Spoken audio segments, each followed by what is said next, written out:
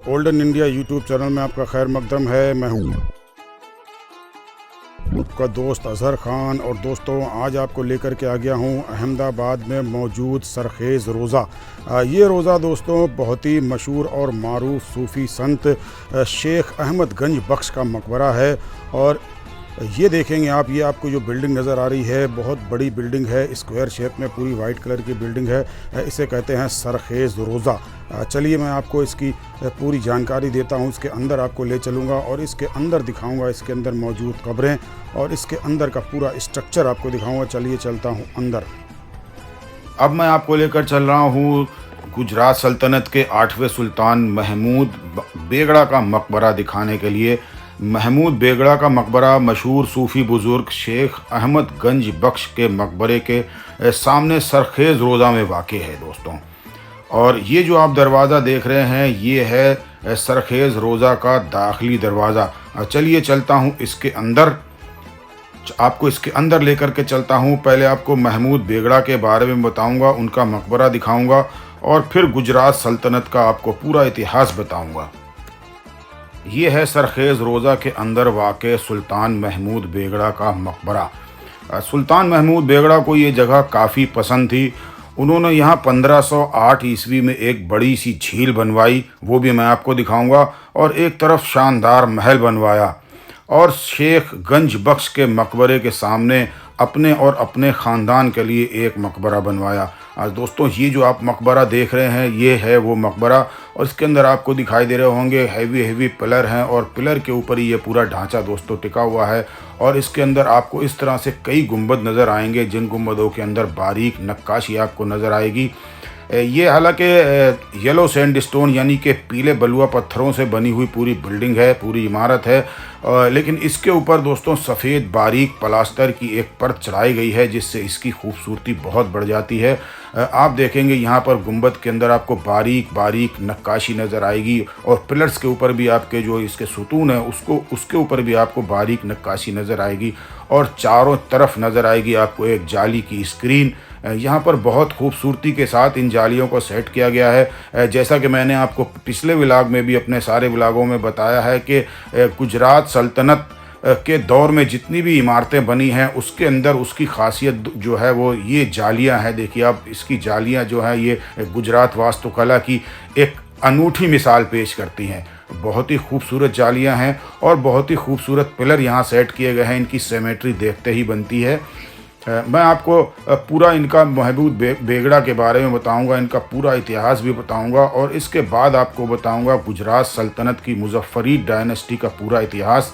ये देखिए वो जालियां हैं जिनके बारे में मैं आपको बता रहा था। चारों तरफ इस तरह की स्क्रीन यहाँ पर बनाई गई है। दीवार की जगह दोस्तों इन्हीं जालियों को यहाँ पर इस्तेमाल किया गया है। मैं आपको अंदर लेके चलता हूँ इनके मकबरे के अंदर, जहाँ पर महमूद बेगड़ा और उनके बेटे मुज़फ़्फ़र शाह दोम और उनके परपोते महमूद शाह सोम की कब्रें हैं। ये जो 3 कब्रें आपको दिखाई दे रही हैं इसमें से एक महमूद बेगड़ा की है और एक उनके बेटे मुज़फ़्फ़र शाह दोम की है और एक उनके परपोते महमूद शाह सोम की यानी कि तृतीय की है।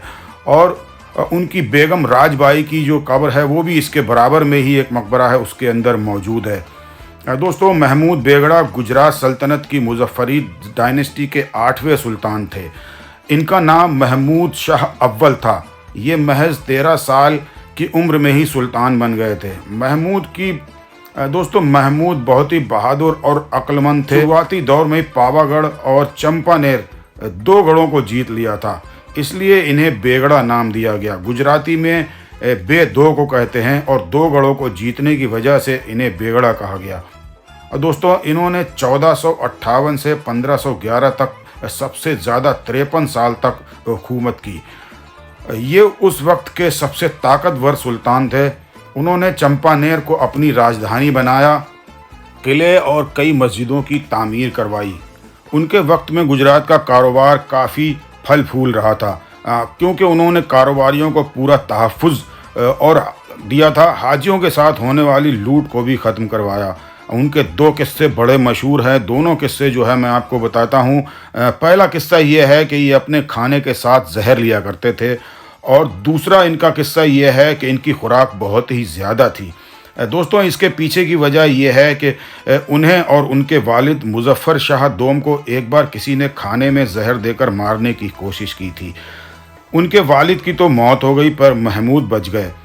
तब से दोस्तों उन्होंने खाने के साथ थोड़ा थोड़ा जहर लेना शुरू कर दिया ताकि फिर कोई उन्हें जहर देकर न मार सके। और इस जहर की वजह से ही उनकी खुराक बहुत बढ़ गई थी। जहर खाने की वजह से खाना जल्दी हज़म हो जाता और उन्हें ज़्यादा खाने की ज़रूरत पड़ती थी। रात को सरहाने खाने के लिए रख के सोना होता था ताकि उनको रात में भूख लगे तो वो रात को खाना खा सकें। जहर की वजह से ही उनका जिस्म काफ़ी जहरीला हो गया था और उनके ऊपर मक्खी भी बैठती तो मर जाती थी। दोस्तों ये वली सिफ्त हुक्मरान थे। वो आलिमों, हाफिज़ों और सूफ़ियों की बहुत इज्जत किया करते थे। और दोस्तों ये है वो झील जो महमूद बेगड़ा ने 1508 ईस्वी में अपने मकबरे और मस्जिद के पास तामीर कराई थी। काफ़ी बड़ी झील है, ये आप देख रहे होंगे। और इसके चारों तरफ यहाँ आपको सीढ़ियाँ दिखाई देंगी। ये सीढ़ियाँ नीचे उतरती हैं और इन सीढ़ियों के पास ही दोस्तों यहाँ पर राजा और रानी का महल तामीर कराया था। ये जो आप देख रहे हैं सामने, इसमें ये सामने जो आप देख रहे हैं एक राजा का महल है और एक रानी का महल है इसके अंदर। और इसके अंदर दोस्तों पूरे साल पानी भरा रहता है। यहाँ पर इस वक्त पानी नहीं है। ये देख रहे होंगे आप, काफ़ी बड़ी झील है। चारों तरफ इसके सीढ़ियाँ बनाई गई हैं। वाटर स्टोरेज के ये काम आता था दोस्तों। पूरा इलाके का पानी जो है वो बारिश के अंदर इसके अंदर बह के आता था और यहाँ पानी को जो है ज़ख़ीरा किया जाता था और बाद में इस पानी को इस्तेमाल किया जाता था। यहाँ पर ये देखेंगे आप, ये जो आपको दिखाई दे रही है इमारत, ये वो मकबरा है और मस्जिद है जो कि महमूद बेगड़ा ने बनवाई थी। और मैं उसके पास ही ये तालाब आपको नज़र आएगा, ये झील नज़र आएगी। यहाँ पर काम करने वाले एक शख्स ने मुझे बताया कि ये पूरे साल झील भरी रहती है। हालांकि इस वक्त ये लगभग 2 महीने पहले सूख गई थी और पूरे साल यहाँ पानी भरा रहता है। और इसके अंदर दोस्तों इन्होंने मुझे बताया कि यहाँ कमेटी जो है इसका ठेका भी उठाती है। यहाँ पर मछली का ठेका उठता है हर साल इसका, और कमेटी को, दरगाह कमेटी को काफ़ी आमदनी होती है। और इस बात का इन्हें दुख है दोस्तों कि ये इनका कहना है कि मैं पूरे दिन यहाँ काम करता हूँ लेकिन मुझे मज़दूरी केवल 100 रुपये मिलती है, जबकि यहाँ पर मज़दूरों का रेट जो है वो 500 रुपये चल रहा है। लेकिन ये कहते हैं कि मैं बाबा की दुआ लेने की वजह से यहाँ काम करता हूँ। मैं केवल 100 रुपये में काम अपना चला लेता हूँ। मैं बाबा की दुआ लेना चाहता हूँ, उनकी खिदमत करना चाहता हूँ, इसलिए इस तालाब में मैं यहाँ पर काम करता हूँ।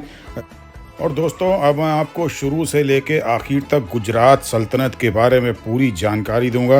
गुजरात सल्तनत ने गुजरात पर लगभग 200 साल तक हुकूमत की।